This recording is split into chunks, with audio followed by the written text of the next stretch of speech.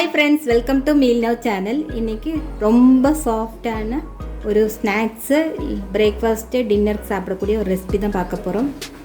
அவல் வச்சு பண்ணுறது தான் இது எப்படி பண்ணுறதுன்னு வீடியோ பார்த்து தெரிஞ்சுக்கலாம் வாங்க. கப் அவல் எடுத்துருக்குறேங்க. இது ஃபில்டரில் போட்டு நல்லா வாஷ் பண்ணிடலாம். இதில் இருக்கிற அழுக்கெல்லாம் போகிறக்காக தான் இப்படி பண்ணுறதுங்க.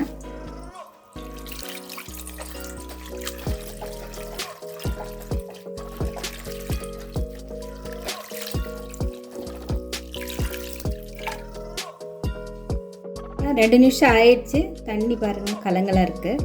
இதே மாற்றிடலாம். வேறு பவுலுக்கு மாற்றிடலாங்க. கொஞ்சம் ஊறட்டும். ஒரு 5 நிமிஷம் கழிச்சிட்டு நம்ம மற்ற இன்க்ரீடியன்ஸில் ஆட் பண்ணிடலாம். மூடி வச்சுக்கலாங்க. 5 நிமிஷம் ஆயிடுச்சு பாருங்கள். நல்ல ஊறி இருக்குது. பேசுகிற அளவுக்கு வந்திருக்கு. இதில் 1/2 டீஸ்பூன் உப்பு ஆட் பண்ணிக்கலாங்க. உப்பு எடுக்கும்போது வடிச்சு எடுத்துருங்க, இல்லைன்னா ஜாஸ்தி ஆயிடும். இதில் 1/3 கப் தயிர் ஆட் பண்ணுறேங்க. புளி அவ்வளோக்கா இல்லாத தயிர், ரொம்ப புளிப்பு வேண்டாம். நல்லா பிசைஞ்சுக்கலாங்க.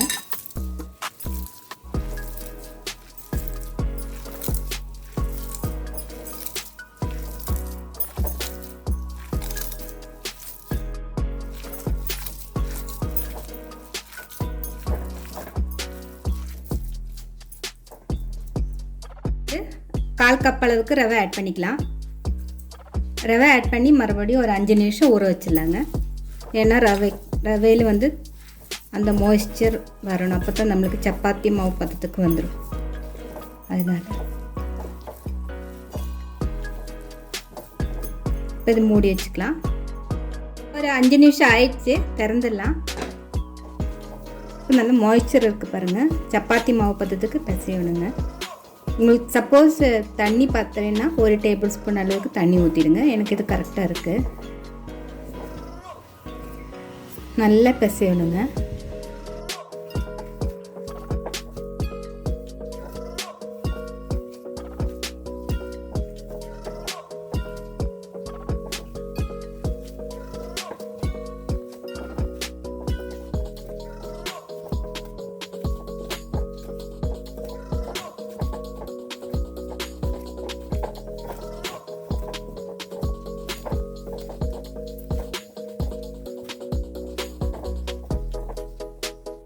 பத்து நிமிஷம் இந்த மாதிரி பிசைஞ்சு எடுத்தோம்னா இந்த மாதிரி சப்பாத்தி பதத்துக்கு வந்துடும். இதில் நான் காஞ்ச மிளகாய் சுடு தண்ணியில் போட்டு ஊற வச்சு நல்லா பொடிசாக கட் பண்ணி வச்சுருக்கேன். இது கொஞ்சம் ஆட் பண்ணிக்கலாம். டேஸ்ட்டும் கொடுக்கும், பார்க்கறதுக்கும் நல்லா இருக்கும். அதுக்காக தான் கருவேப்பிலை அதே மாதிரி கட் பண்ணி வச்சுருக்கேன். அதை ஆட் பண்ணிக்கலாம்.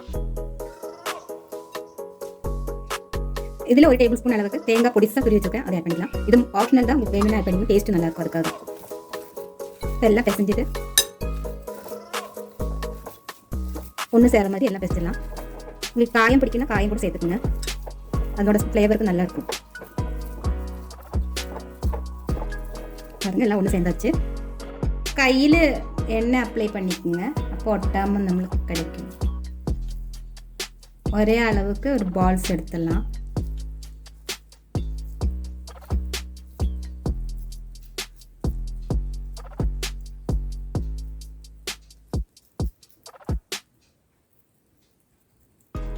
நல்ல ஷேப் எடுத்துருங்க. உங்களுக்கு பெருசாக வேணா பெருசாக எடுத்துருங்க. நான் இப்போ சின்னதாக எடுக்கிறேன், பட்டன் மாதிரி. இதில் ஹோல்ஸ் போட்டுடலாம். பேனாவோட பேக் சைடு இல்லைன்னா இந்த மாதிரி ஹோல்ஸ் போட்டுடலாம்.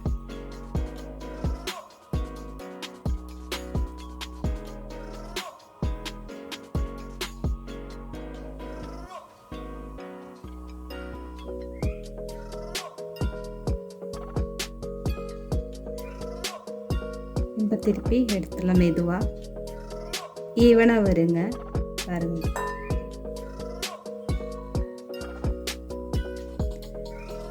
கையால் இப்படி பண்ணிடலாம். ஷேப்பு நல்லாயிருக்கும். அதுக்காக தான் உடையிற மாதிரி இருந்தால் ப்ரெஸ் பண்ணி விட்டுருங்க. இப்போ ஒன்று ரெடி ஆயிடுச்சு. இதே மாதிரி எல்லாமே பண்ணிடலாம்.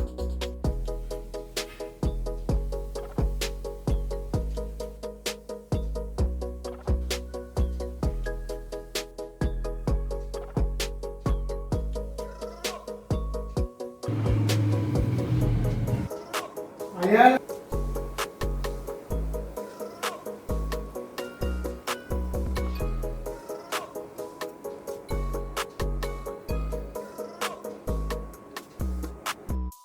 ஸ்டீமரில் தான் வேக வைக்க போகிறேங்க. இந்த ஆயில் தடவி இருக்கலாம், இல்லைன்னா அதில் ஒட்டிடும். அதனால தான் இந்த ஸ்டீமரில் தண்ணி வச்சுருக்கிறேன், மேலே வச்சுக்கலாம்.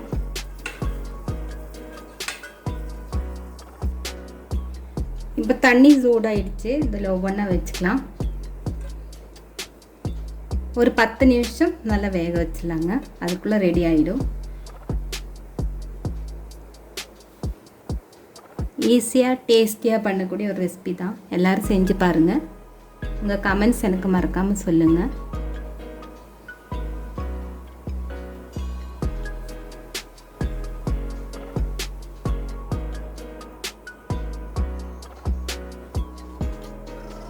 இதை க்ளோஸ் பண்ணிடலாம். வெந்துட்டு உங்களுக்கு காமிக்கிறேங்க. 1 நிமிஷம் ஆயிடுச்சுங்க. ஓப்பன் பண்ணி பார்க்கலாம். நல்லா வெந்திருக்கு, எடுத்துடலாம்.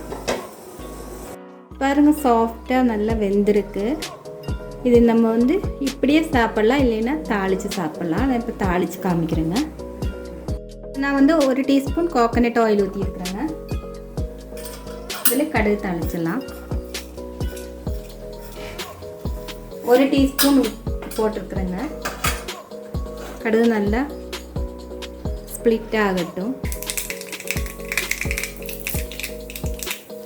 கடுகு ஸ்ப்ளிட் ஆகிடுச்சு. கருவேப்பிலை ஆட் பண்ணிக்கலாம்.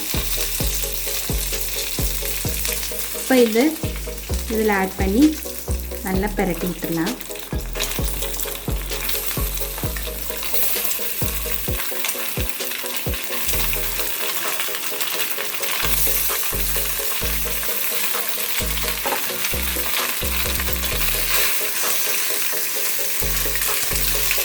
இந்த கடுகு எல்லா இடத்துலையும் படுற மாதிரி லைட்டாக திருப்பி விட்டுடலாம். உடையாதுங்க.